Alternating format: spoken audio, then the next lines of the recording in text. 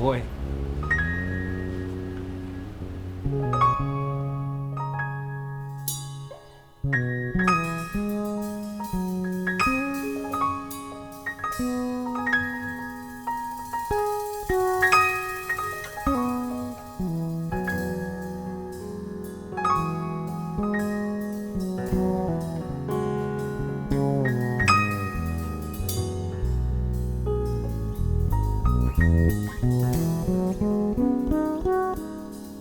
Eu nasci em Aracaju, Sergipe, em 1937.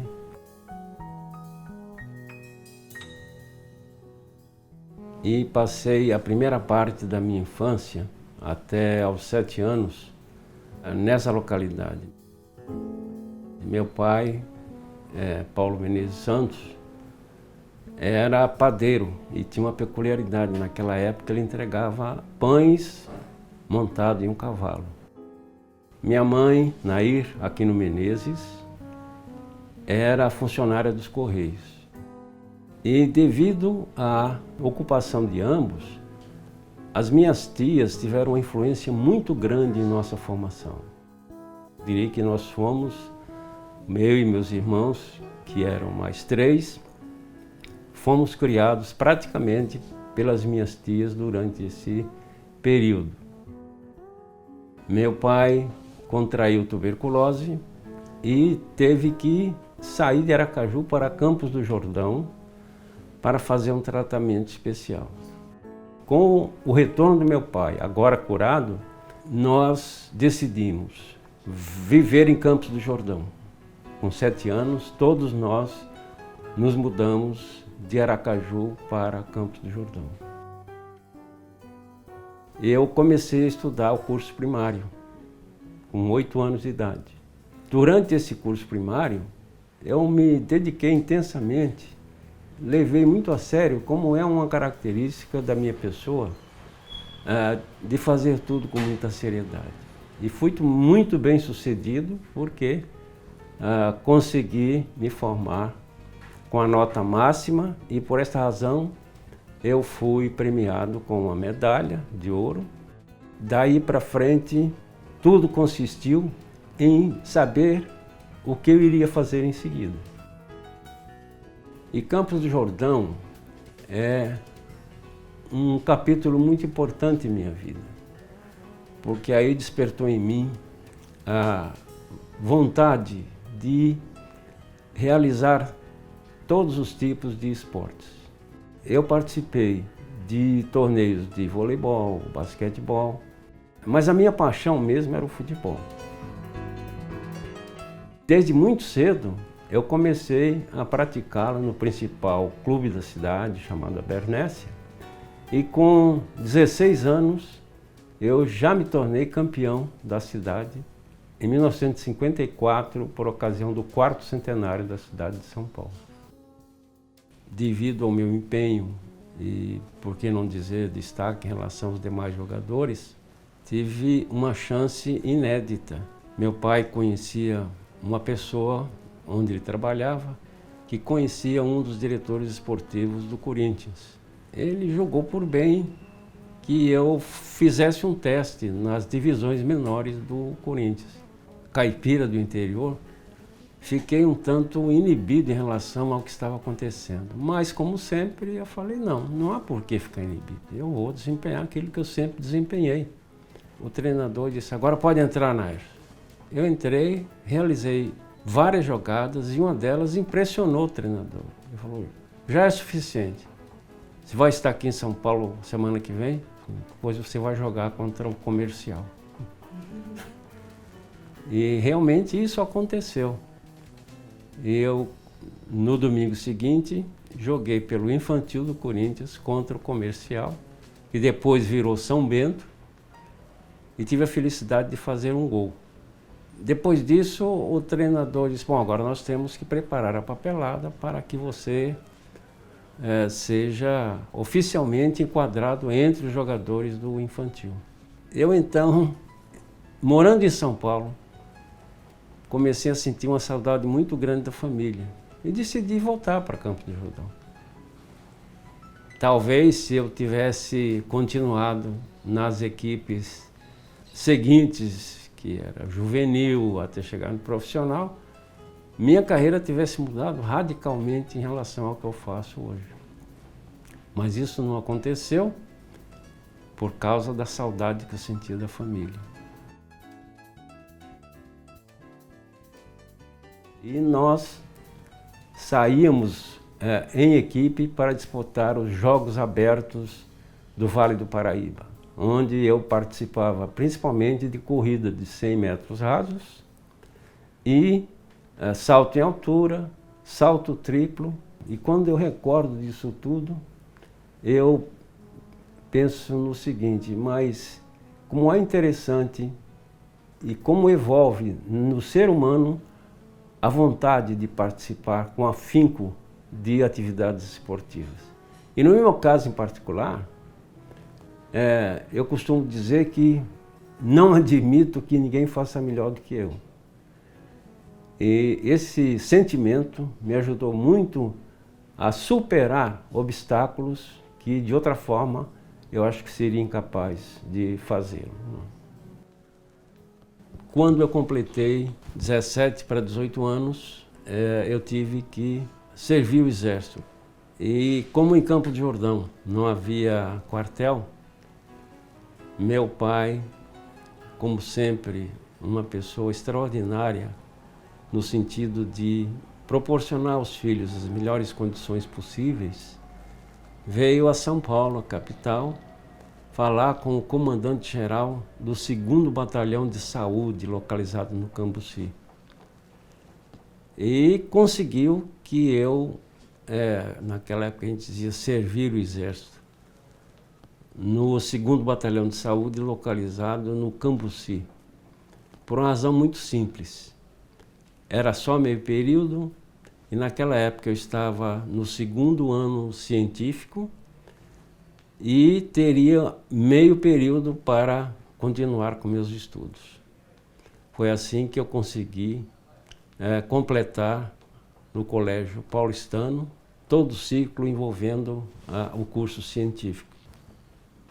Meu pai tinha um desejo muito grande que eu estudasse medicina.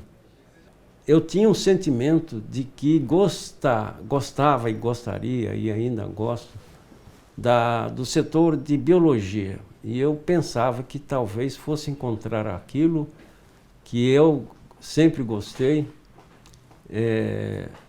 em medicina. Mas depois eu fiquei sabendo que existia a possibilidade de realizar o curso de História Natural, que era realmente aquilo que eu mais gostava. Eu gostava da natureza, gostava de animais. Foi então que eu decidi fazer o curso, que naquela época chamava-se Curso de História Natural. Desenvolvi um gosto muito grande pela área de zoologia, a tal ponto que o professor, que naquela época tinha vindo dos Estados Unidos, viu meu desempenho na área de zoologia, tanto de vertebrados como de invertebrados, me chamou e disse: você quer fazer estágio no departamento de zoologia? Eu imediatamente disse que sim. Nós estamos no interior do Museu de Zoologia da USP, fundado como Departamento de Zoologia da Secretaria da Agricultura, para onde eu vim em 1961 como estagiário. E eu fazia o curso noturno. Eu passei a ser estagiário com funções remuneradas. E aí passei a fazer algumas matérias no curso diurno e passei a trabalhar com os peixes na seção de peixes do antigo Departamento de Zoologia. O diretor da época, o conhecido Paulo Vanzolini, eu fui nomeado biologista, que era a função maior dentro do Departamento de Zoologia da Secretaria da Agricultura. Uma vez nomeado biologista e tendo garantido a minha sobrevivência, o Dr. Vanzolini me consultou sobre a possibilidade de realizar a pós-graduação em Harvard. Eu me entusiasmei com a ideia e disse, não, agora chegou a minha oportunidade de realizar aquilo que eu mais desejo, que é o curso de doutorado e o aperfeiçoamento em minha área numa instituição mundialmente conhecida por sua excelência. Nessa época, eu ainda trabalhava no Banco da Bahia. Trabalhava na seção de arquivo, que exigia pouco conhecimento bancário e constava basicamente de arquivar os documentos que o banco tinha, oriundo das diversas cidades da Bahia. De repente eu vejo aquela baianinha lá, trabalhando comigo, e obviamente me interessei pelo que ela fazia, passamos a ter uma convivência mais direta, aí eu passei a levá-la à residência onde ela morava, e conversa vai, conversa vem, desenvolveu-se uma amizade que acabou virando amor. E nós nos casamos em julho de 1964. Em setembro do mesmo ano, fomos para a Universidade de Harvard, onde eu realizei o meu curso de doutorado. Nós fomos para Cambridge, Massachusetts, onde localiza-se Harvard. Eu passei a encarar a enorme tarefa de me tornar também PhD em Biologia. Harvard é um centro de excelência e eu não fui aceito inicialmente como candidato ao PhD. Fui considerado como estudante especial, uma vez que uma comissão especialmente formada para examinar meu currículo verificou o que eu necessitava fazer em termos de cursos para atingir o nível necessário a um candidato do PhD. Então, durante todo um ano, e esse foi um ano de extremo sacrifício, tanto para mim, competindo com alunos americanos, como para a minha mulher, que não conhecia inglês, ficava sozinha em casa enquanto que eu permanecia na universidade trabalhando e estudando de uma forma intensa para sobreviver à competição. Felizmente fui muito bem sucedido, terei muito boas notas nos cursos que foram recomendados e finalmente fui aceito para fazer o PhD, então candidato ao PhD pela Universidade de Harvard. Inicialmente eu pretendia ficar por 4 anos e, tendo feito um ano como estudante especial, acabei fazendo a minha tese de PhD em 3 anos. Esse período foi mais suportável, uma vez que nós encontramos amigos brasileiros que estavam cursando o MIT, né, na área de ciências exatas, de tal forma que a situação melhorou em termos pessoais, porque nos encontrávamos durante o fim de semana. Desta forma, consegui realizar o meu grande sonho de me tornar doutor em biologia, mas o título mais elevado que existe nas universidades americanas, que é o PhD. Um dos aspectos mais pitorescos, quando eu cheguei em Harvard, é que antes de ir para lá, eu estudava mais peixes marinhos. Estabeleceu-se, quando eu passei a trabalhar como estagiário, que o meu colega ficaria com a parte de peixes de água doces e eu mais com a parte marinha. Meu orientador, entretanto, me chamou e disse: Ornércio, nós temos aqui no Museu de Zoologia Comparada de Harvard uma coleção de peixes coletados durante a expedição Thayer Agassiz ao Brasil. Então ele disse, eu gostaria muito que você fizesse a sua tese com relação a esse material coletado por Agassiz e outros pesquisadores estrangeiros. Aí eu falei, mas onde eu fui me meter? Mas como eu não desisto facilmente das coisas, eu comecei a olhar a coleção Agassiz. Aí o primeiro peixe que eu vi quando abri o armário foi esse aqui, chamado de bicuda. E aí eu fui pesquisar na literatura quanto se conhecia a respeito das espécies com essas características. E foi fácil observar que o grupo era mal conhecido, mal definido e constituiria um assunto excelente para a minha tese, que teria que ser feita em 3 anos. Então, minha tese constituiu no estudo de revisão das espécies, distribuição geográfica e biologia dos peixes chamados popularmente de bicudos no Brasil.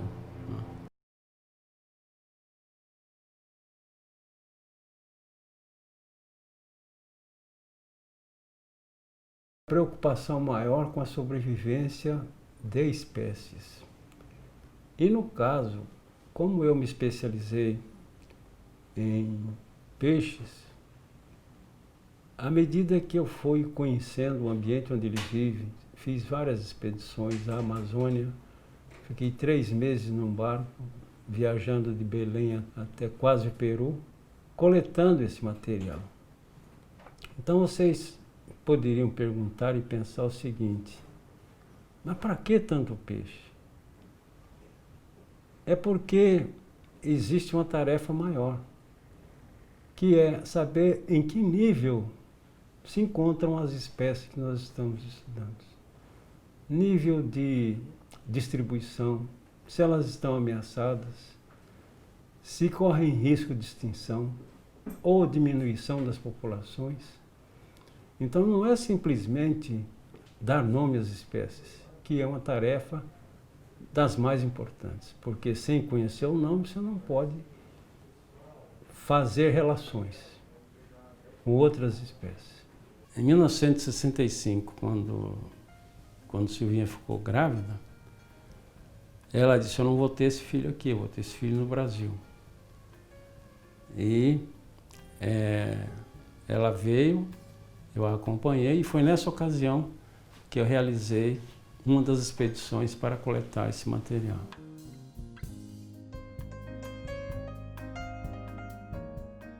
Em 1966 foi você, né?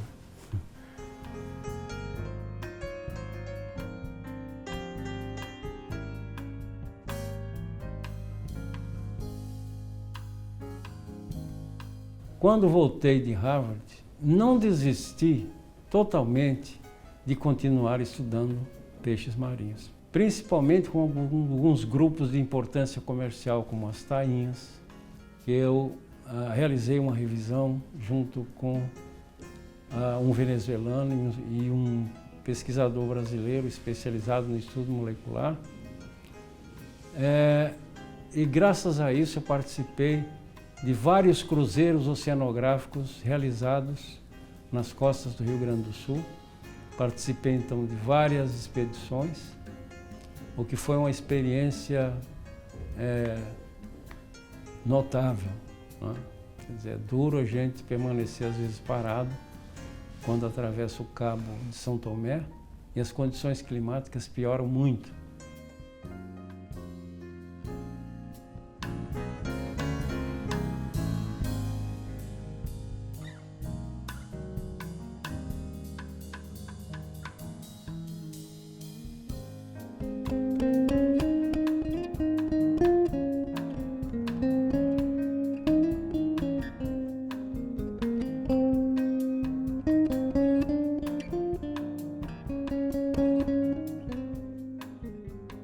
Mas foi com isso que nós conseguimos a maior coleção de peixes marinhos do sul do Brasil. Um outro aspecto interessante é que, quando Jacques Cousteau queria estudar a fauna amazônica e analisar certos aspectos que, no caso dele, são sensacionalistas, por exemplo, filmar uma piranha comendo, arrancando pedaço de uma pessoa, a história do boto e assim por diante, ele entrou em contato comigo e veio de helicóptero até São Paulo para que eu participasse da expedição. Lamentavelmente, naquela época, eu perdi essa oportunidade. E aí, mandei um aluno meu participar. E que também coletou material, filmou tudo que já Cousteau queria saber sobre piranha na Amazônia. Uma enorme satisfação ter ao meu lado meu grande amigo Heraldo, quem compartilhou comigo, como estagiário, da primeira experiência no estudo de peixes aqui no museu. Durante esse tempo todo temos convivido e repartido experiências extraordinárias, através de coletas de material e, em particular, houve a expedição permanente da Amazônia e da qual nós participamos juntos, e uma delas, a primeira, realizada desde Belém do Pará até perto do Peru. E ficamos durante 3 meses, e essa foi uma das maiores coleções já feitas na Bacia Amazônica. Acho que foi uma convivência muito feliz, uma amizade assim de décadas, né? Amizade que me é muito grata, eu diria. Tivemos assim, sempre lado a lado, né? A sala dele sempre ao lado da minha, ou muitas vezes na mesma sala, né? Nessa trajetória toda. E isso, no mundo de hoje, isso é muito importante, né? A gente dizer que tem 1960 para 2019, é muito tempo, né? Uma convivência muito grata. E trocando sempre experiências, né? No nosso campo. Enfim, em todos os aspectos, né? Nós dividimos as atividades científicas e compartilhamos juntos muitas experiências que demoraria muito tempo para ser narrado. Para mim foram sempre momentos muito gratos estar com o Laércio. Este é o espaço onde eu trabalho. Nesse carrinho estão os exemplares que normalmente ficam espalhados na coleção. Como eu estou estudando esse grupo de peixes, eu tive que ir à coleção, separá-los e colocá-los aqui para estudo posterior. E, surpreendentemente, quando eu comecei a examinar, eu vi que estava diante de 50 espécies novas, ainda desconhecidas da ciência.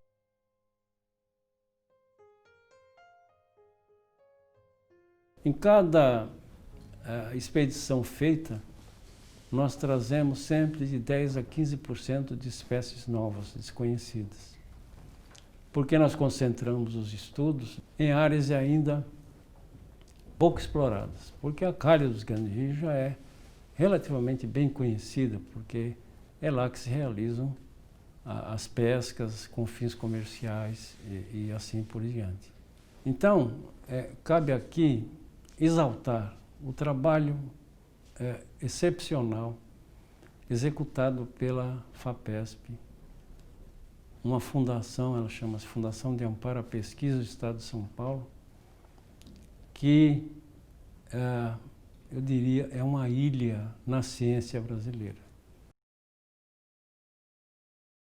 Existem episódios que marcaram profundamente a minha carreira, quando o príncipe Hirohito, do Japão, visitou São Paulo e hospedou-se no Palácio dos Bandeirantes.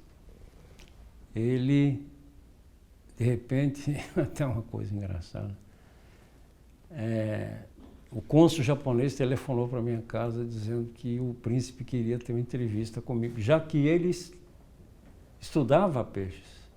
e disse, Sua Alteza, gostaria de falar com o senhor.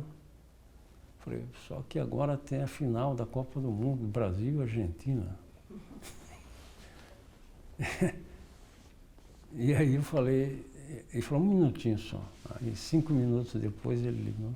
Sua Alteza ficará honrada em recebê-lo depois que terminar o jogo. Esse episódio também ficou marcado em minha vida. E eu tive uma honra e um prazer enorme de conversar com o príncipe japonês. E ano passado, recentemente, com a filha dele, que também fez questão de visitar o museu e fez questão de ver os peixes, que graças ao contato que nós estabelecemos, ele enviou uma coleção de peixes do Japão. E eu, em contrapartida, enviei uma coleção de peixes brasileiros. Então ela queria ver esses peixes e da história e tal, e veio vários repórteres japoneses registrar o evento, de maneira que esses são aspectos curiosos, mas que me causaram assim, uma grande satisfação também de ver o meu trabalho reconhecido, né, até no Japão. Né.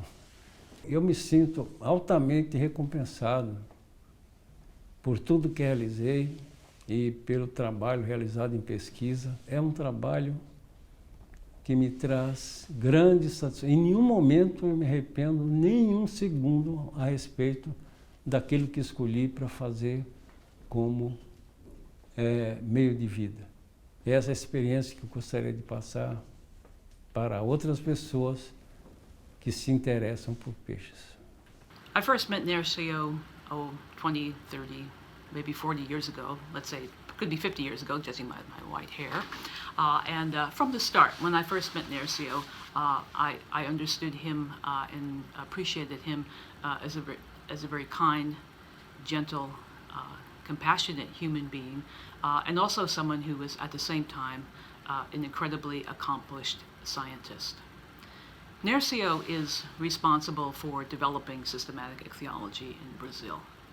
He came to the United States to do his PhD and then returned to Brazil to encourage students and develop systematic ichthyology in Brazil to what it is today. The American Society of Ichthyologists and Herpetologists is the principal scientific society for systematic ichthyologists in North America. And it has honored Nercio in 2 specific ways. First, in 1985, he was elected an honorary foreign member of the society. This is something that is an honor bestowed upon only 15 ichthyologists at any one time. Only 15 ichthyologists worldwide are considered honorary members of the society. And he was picked because of his collaborative spirit and scientific accomplishments. The second way in which he was honored by the society was by being awarded the 2014 Robert Gibbs Award for Excellence in Systematic Ichthyology. This is the highest award that the society gives to a systematic ichthyologist. Nercio was honored because of his extraordinary contributions to the systematics of Carassiform and other fishes in South America, his very broad general studies on fishes and their biodiversity in general, again principally within South America, and also because of his sterling accomplishments in publications.